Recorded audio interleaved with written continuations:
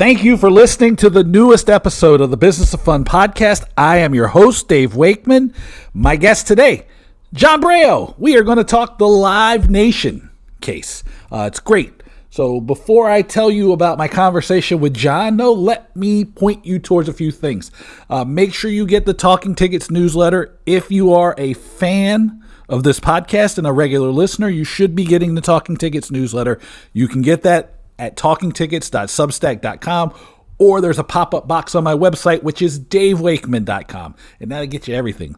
The strategy stuff, the Talking Tickets, everything. You get it all. So check those out, talkingtickets.substack.com or davewakeman.com. On the Dave Wakeman website, just launched today, is a new product that I am calling the Drift Interrupter. I have created a framework and a diagnostic, health scorecard for people's strategies built around my concept of strategic drift. And the Drift Interrupter is a diagnostics. 90 minutes with me and you going through what's causing you problems. You'll fill out the scorecard. We'll analyze it. I'll listen to your story of drift. We'll discuss what's really going on. And we'll get some actions for you at the very end. It's brand new. It's on my website, and I will put a link in the show notes for you. The Drift Interrupter, brand new. Today, even, April 14th, going live. Also, one more thing before I tell you about John, make sure you check out the Talking Tickets Slack channel. There is also a link for that in the show notes. Over 400 people now. It's a great network. People are getting together today at Polestar, I believe, having some drinks and some conversation, all due to the Talking Tickets Slack channel. So you don't want to miss out on that. But back to John Breyault. John and I have known each other for years. We are going to talk about Live Nation today. So some of it's a little wonky, but we talked about behavioral conditions, the monopoly power. We talked about structural changes to the ticket ecosystem. We talk about, kind of the fate and the status of how this Live Nation merger with Ticketmaster came to happen back in 2010. The DOJ slap on the wrist. We talked about knock-on effects, symptoms, all kinds of great stuff. This is a really a good conversation with me and John about Live Nation. I think you're going to dig it. So here's my conversation with John Breyault on the Business of Fun. All right, I want to welcome John Breyault to the Business of Fun. John, thank you so much for doing this. We're going to talk about my favorite topic, which is this Live Nation trial in New York. So thanks for being here. Of course, Dave. Thanks for having me on. And, there is no shortage of grist for this conversation. So let's get to it. I have only slowed down my analysis of this case because I was on vacation for a week. So this was really great because I am now we're going to get back into it. Let me start by asking you, where your interest in the case comes from, because I think it's helpful for people to understand who you are. So, so that we can have a conversation and they'll understand the context. Yeah, so NCL and me personally have been working on reforming a broken and rigged live event industry since the very first merger that Live Nation and Ticketmaster had way back in 2010. So we organized a coalition at that point called ticketdisaster.org that included secondary industry folks, folks from the independent venue community, from the independent promotion community, consumer groups. We all got together and recognized that merger was not in the public interest and needed to be blocked. We were not successful in getting it blocked, unfortunately. We got some conditions, which I think since then have shown to be not very effective.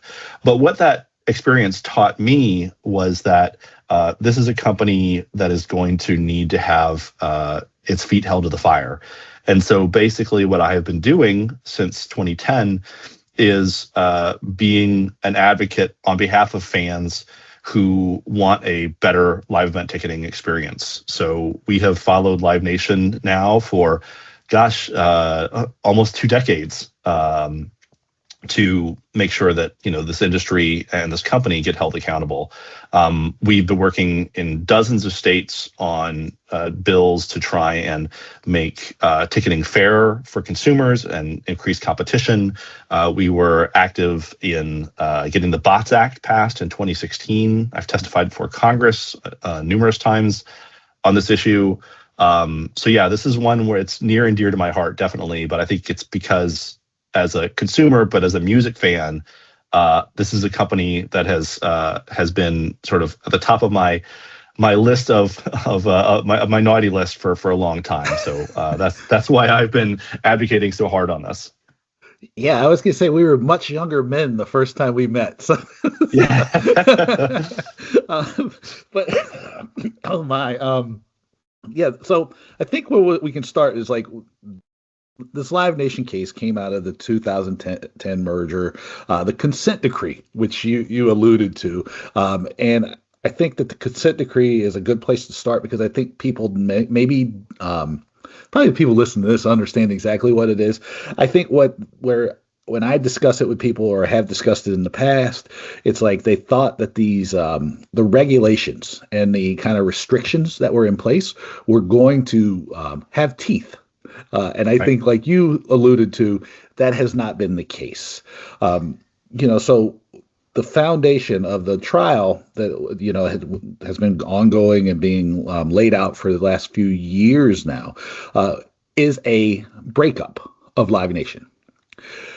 From your opinion, in your point of view, why is a breakup of the company the most reasonable route for a solution to this, which I think, like, look at the evidence that's been presented, a monopoly that's using its market power to raise prices, to extract value, and to harm people on all sides of the relationship. Yeah, it's a great question. I mean, answering it requires me to get a little bit wonky, so forgive me. Please do. But this is perfect. What the DOJ's theory was when they settled this case back in 2010 was that they could control this ticket monopolist through what are called behavioral conditions. Mm-hmm. And what are behavioral conditions? Behavioral conditions are distinct from structural conditions. So think of a structural condition as you have to divest this line of business. That would be the breakup lane.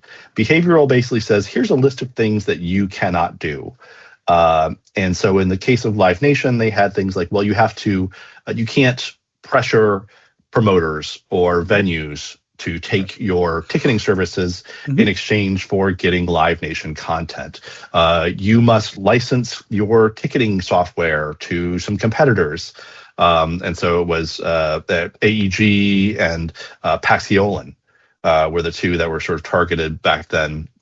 And there were a number of other conditions attached to it. And the hope was that if Live Nation actually abided by those conditions, then the competitive market would sort of solve the antitrust and competition concerns that the DOJ raised in that case. What the last, I think, 16 years have taught us is that the DOJ is not an effective regulator of behavior, right? Mm-hmm. They are an effective regulator of markets. So I think many people who look back now on 2010 are now recognize that this merger consent order in 2010 is in many ways a poster child for why behavioral conditions don't work. And so I think what you've seen is a greater acceptance that the best way to increase competition and make sure that the antitrust laws are effective is structural. And so this is the theory of the case for the DOJ in this case today. They are, or at least before they settled, but the states continue it. They came in and they said, our goal is to break up this company. Mm-hmm. And I think that is a perfect distillation of the evolution of thought in antitrust since the consent order in 2010. We don't think we can sort of be the nanny for this monopoly and hope that they don't act like a monopoly. We actually have to break up the monopoly. Mm-hmm. And so I think that the states are on the right track here. They are continuing to pursue a breakup, and I think that's the best way to make sure that our law means something. I agree. And the way you described it to me, I think, as you were saying it, I go, it's the perfect example of everything that's wrong with like this kind of neoliberal philosophy that had taken hold around so much of, and again, Live Nation in this case is a pretty good example of it, which is like on the market will just solve everything. It's like we throw our hands up and say, oh, the market's going to rule. I tend to agree too that the behavioral remedies are not effective because those are there need to be clear penalties because if you allow these behavioral remedies to sit in place, people are always going to be looking to push the dynamic, right? Because I think the consent decree is important to note that there was an original consent decree. Then the Department of Justice went and investigated later on, and they said, "Oh, we're going to extend this because it seems like you're not acting in the way we wanted to."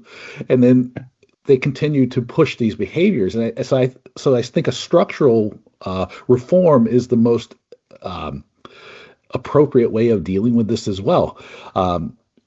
You think we mirror that, which makes this probably like not the most interesting conversation, but I think it's important for people to have that context. I think. But can I just add something on that? I mean, sure you can. Absolutely. I mean, one of the ways that behavioral conditions, the thing that behavioral conditions rely on to actually be effective, is people to call out that the behavioral conditions are not being respected. And in this area in particular, we hear again and again and again that the entities that are most harmed by Live Nation's anti-competitive conduct, the independent promoters, the independent venues, the competitors in the primary ticketing space, right? These are people who see what's going on but are afraid to report it to the DOJ because they are afraid of retaliation, which is crazy when you think that like that is exactly what the condition was meant to prevent, was this retaliation and this tying of Live Nation's promotion and artist management services to the other parts of the octopus. And so if you don't have anybody calling BS, then they're going to continue to do the BS because they don't fear any retribution from the DOJ. That was sort of the angle I was going with, because I was going to say that you need people who can call it out, and you need good faith actors. And, and I think the interesting thing that has been coming out of this Live Nation trial is how incredibly bad faith these people are in regards to the consent decree, also in regards to, and people can't see it, but I'm going to use the air quotes here, of partners. Right. It's been to say that it is a toxic business from the evidence that's been presented, I think is being nice. But yeah, I would like. I'm curious if I'm just being overly, aggressive in my critique. Well, listen, I never like to accuse anybody of bad faith because I can't. I'm not a telepath. I can't get into their head. But their actions certainly seem to suggest that they did not fear any kind of retribution from the DOJ or any other enforcement agency. And certainly the evidence that's come to light at trial really shows that Live Nation is going to do. Monopolies are going to monopolize. They're going to act like monopolies, and they're going to do what they can to accrue as much market power as they possibly can, until somebody says enough is enough. And that is what the states are now doing, is they're saying enough is enough. And as these evidence is coming to light in the trial, the sort of robbing them blind Slack messages, sort of Rapinoe saying that the company has built an incredible moat around the castle of Live Nation. The experts saying that the Ticketmaster tickets have higher fees than ones sold by non-Ticketmaster providers. I think what shows is that this is a company that has brazenly thought they could continue to get away with this anti-competitive conduct. And Now, I think it's inescapable that they have been engaged in it. The real question is, how are we going to stop them? Yeah, no, and I only use like describe it as bad faith just because it's like the public face versus the private face are so Sure. dramatically different, and but I think the root is that like enforcement is necessary, and Hmm. it is important, and I think we were talking about it just before we even started recording. It's like, or maybe I even said it as we were recording here, is that the remedy of breaking up the the company seems to be like the bare minimum because I don't know that and this I'm curious because I know your focus is on creating a better environment for fans. I don't even know if just breaking Live Nation and Ticketmaster apart is necessarily enough at this point because the entire thing has metastasized, to use like a very medical Hmm. word, in such a way that you almost have to break the entire thing up into a bunch of different pieces to make it ever return any kind of competition, an opportunity for competition in the market. Because I'm not the greatest technology person, but I know that like it's really hard for technology companies to gain purchase in the market, and so if you still have that sort of incentive hanging over your head of like going, yeah, sure, Ticketmaster, but they're our friends, even though we're Live Nation, like how are you really ever going to make sure that this like any remedy creates the environment that we need? Like how, from your point of view, what really needs to happen? Well, I mean, I think unwinding the 2010 merger is the bare minimum. I mean, you took the largest primary ticketing company out there and one of the largest promotion and artist management firms and venue owners, and you put them together. So that's where I start in terms of a breakup, like unwind that merger. But you're right, there are all of these lines of business that over the past 16 years have started to intermingle with each other. And on top of that, you also have other companies out there that have sort of in some ways become mini Live Nations. It's like what's good for the goose is good for the gander. So AEG, for example, they operate their own ticketing platform, but they also own and operate venues, Mm-hmm. right? SeatGeek has primary ticketing, secondary ticketing, and they have they work with venues. So there is a lot. This is an industry where there has been a lot of cross pollination that has been created over the past 17 years.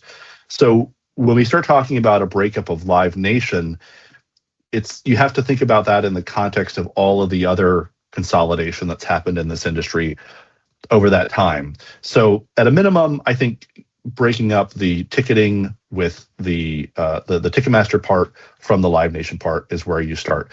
But there are other possible breakup remedies that could occur as well. You could say, listen, venue ownership and operation needs to be separate from artist management. It needs to be separate from promotion. And you can't let, you have to break up the secondary piece of Ticketmaster from the primary piece.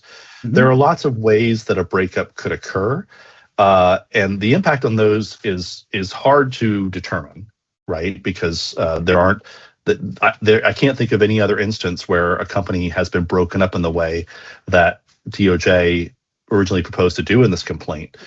But I think we know is that the current environment doesn't work, and it's not good for competition. So there needs to be a breakup. How that breakup exactly works, I think, is going to be up to the states that are continuing this case and ultimately a jury. Yeah. And so I'm curious, and I know I think we both have not 100% sure how this plays out, but because of the DOJ's involvement in the original trial and then this Right. settlement that was, I believe, has been described as like a slap on the wrist by certain media outlets, and the DOJ's seeming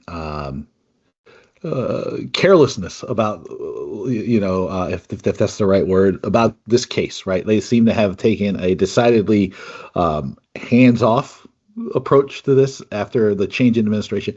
I would say we've seen some clear indications of corruption. I'm choosing my words very carefully here, John. Right. I don't Right. need any trouble. Um, what can the states do? It's like a question that people come back to me, and I know that both of us aren't lawyers, but I think you had you had a little better read on it than I might have. Yeah, I mean, the states have the ability to enforce not only their own state antitrust laws, but to enforce federal antitrust law. And so the fact that the DOJ is no longer a party to this case is an impediment, right? The DOJ did, from everything I understand, the vast majority of the legwork in getting ready to go to trial and collecting the evidence and building the arguments. And, the states have a fraction of the resources available to them that the DOJ does. And so, that is not easy for the states to continue to do this. So, that's going to be a challenge for them. But I think, once all is said and done here, we do need to step back and say, how did the DOJ's conduct in this case and this administration's conduct in this case reflect on the larger need for us to have laws that are actually enforced in this country? So, some people might think that the fix was in on this case the minute that President Trump was sworn in January of last year. And I think there's a tremendous amount of evidence to suggest that there was an unusual amount of activity going on here. Let's put it that way. Let's just walk down the list, right? So the DOJ's one of their major witnesses was going to be Tim Lewicki, who used to run OVG, who was going to testify, according to reports, that he was paid to steer venue to steer content in the forms of artists to Ticketmaster and Live Nation. The Live Nation, fearing that, hired some very expensive lobbyists. They got a former member of Congress, Trey Gowdy, to go golfing with the president. So Lewicki was going to testify as part of a prosecution deal that he had in another case involving bid rigging. And Trey Gowdy went golfing with the president, and then suddenly Tim Lewicki got a pardon. So now the DOJ's major witness is no longer going to testify. OVG has still testified, and I think the testimony that they've provided in this case has been pretty damaging to Live Nation's defense, but that was an impediment. So that happened. Then we start seeing news that top officials in the antitrust division at DOJ were being being forced out, and eventually this culminated in Gail Slater being forced out of the DOJ. And all reports that I saw suggested that Gail Slater was playing it by the book, was interested in continuing to prosecute this case. But this, plus other disagreements that she had with folks higher up the chain at DOJ and in the White House, ultimately led to her ouster. So that happens a week before the case goes to trial. So now we go to trial, and a week after the DOJ has begun to, actually less than a week, because I think according to the Wall Street Journal, the trial started on a Monday. On Thursday, Rapino and other Live Nation lobbyists had a meeting with the president. That day, they had the term sheet done. And then I think it's important you mentioned who a really huge lobbyist in this case is. Well, there are Kellyanne Conway. Kellyanne Conway, yeah, and also Mike Davis as well. These are all people who are Trump whisperers, and Live Nation very cannily paid them a tremendous amount of money to whisper in the White House's ear, right. And that paid dividends. What about adding to the board? Was it is it Richard Grinnell? Is that right? The guy who was the head of the Trump's Kennedy Center takeover. Yeah. I mean, yep. There's a lot of smoke and fire at least to me. But I'm Yeah. just a country lawyer. Isn't that the joke? Yeah, no, I mean, the Live Nation hired some very expensive people to whisper in this president's ear, and they got results. They got their chief opponent, Gail Slater, out of the DOJ. They got a slap on the wrist settlement agreed to that even kept the lead counsel for DOJ in the dark until the Monday after they signed the term sheet. And so the level of, I mean, at the very least, this is an incredibly unusual process. I think it would be very generous to suggest that anything less than corruption has been going on here. And so it's not hyperbole to say that these couple dozen states that continuing the case are all that stand between Live Nation and basically getting off scot-free in this case. Yeah, because again, I don't know if you know the answer to this, but I'm going to ask the question, which is like, if this case, if they made the agreement and it didn't go to a trial, then I guess like the government at some point when the mood had changed again could go back after Live Nation. But if the kind of like sandbagging the trial, I guess would be like the most important. If Live Nation ended up being found not guilty in this case, that would really complicate any sort of remedies for potentially decades, right? Like, I mean, it could lock this monopoly in for a very, very long time. Well, assuming they don't engage in additional anti-competitive conduct in the interim, I think the DOJ, like any good lawyer, is going to weigh the chances of a jury verdict in their favor against what they can potentially get in a settlement. I mean, this is what lawyers do all the time. And I think that if what the DOJ was able to obtain in its settlement with Live Nation is any indication, the potential for the jury to do something more than that is very high. Yeah. So I think the states are in a good place from my perspective to continue to prosecute this case. Yes. And I mean, at the end of the day, this is 12 American citizens who are being asked to weigh in on the fate of one of the most hated companies in America. Yeah. If I'm a lawyer for the plaintiffs, I feel kind of good about that just from that start, even before any of the evidence gets put out there. And there's been a tremendous amount of evidence that I think shows that the DOJ's complaint was completely reasonable, and that there has been illegal conduct here.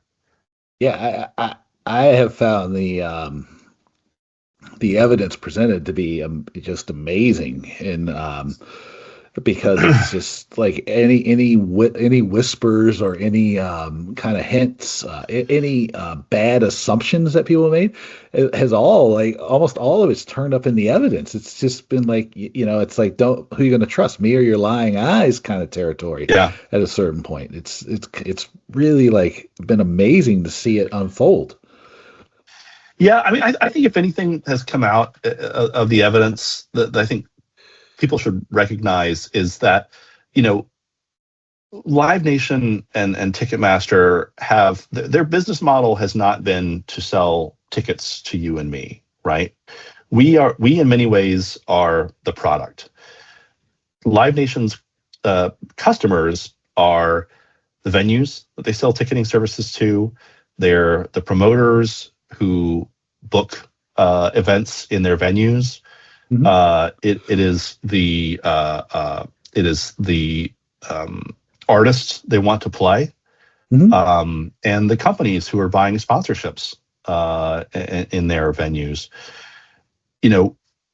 That is what I think is coming to light, and I think that I hope people walk away from here is that this is a company that's built its business on, in many ways, being the punching bag and accepting the slings and arrows, mm-hmm. for an industry that is, deeply broken.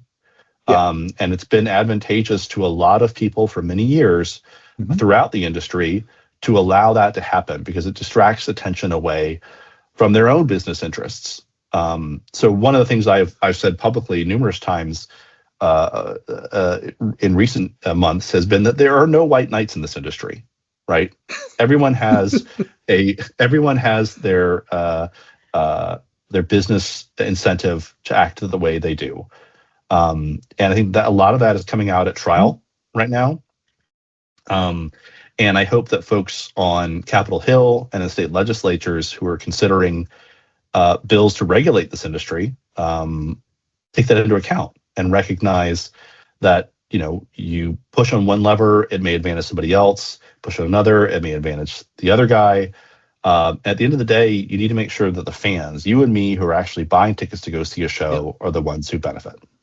Yeah, that reminds me of I did an interview for an article about sports business a long time ago during COVID, and one of the reporters said to me, like, "Going, there's no no white knights," and she goes, the only person who really seems to be standing, that really takes the point of view of the fan is me. And I was like, I don't want to give myself that much credit, because it's like, I get the gig, right? Like, we have to get people through the door. It's just that my point of view has always been like, if I do what's right for the customer, for the fan, then they're going to reward me with their attention and their money, because I'm giving them something that they value.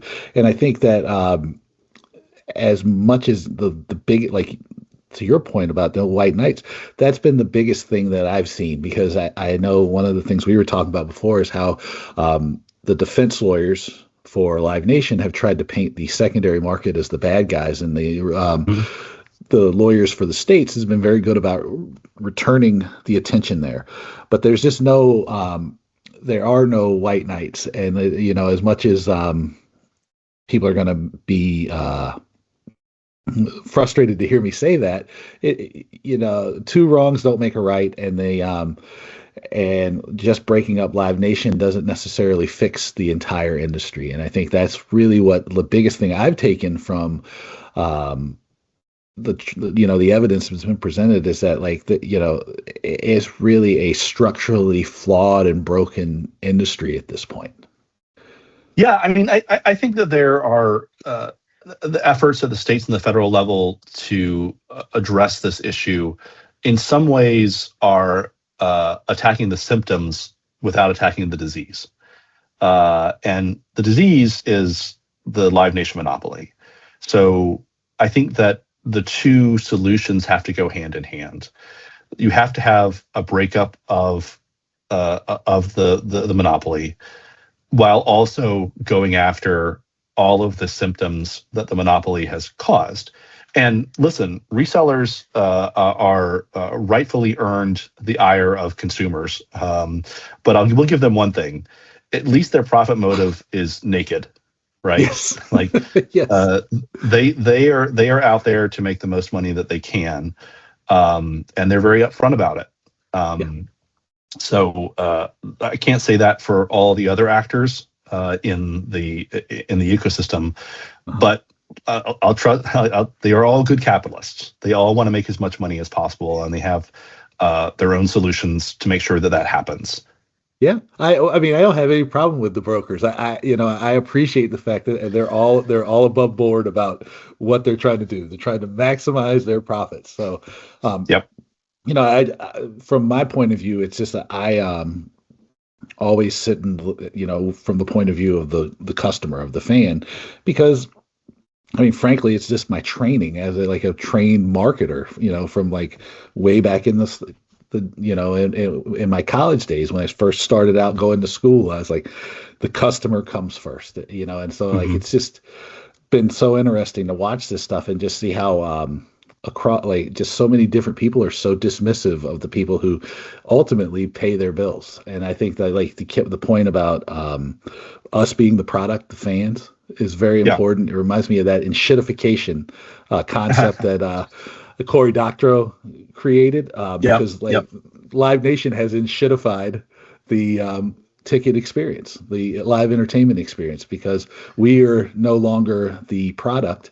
We're no longer the customer. We're part of the product, and everybody's being like poked and prodded. And I think probably a reason a case like this becomes a reality is because they're not just abusive to the fans; they've now become abusive to the partners.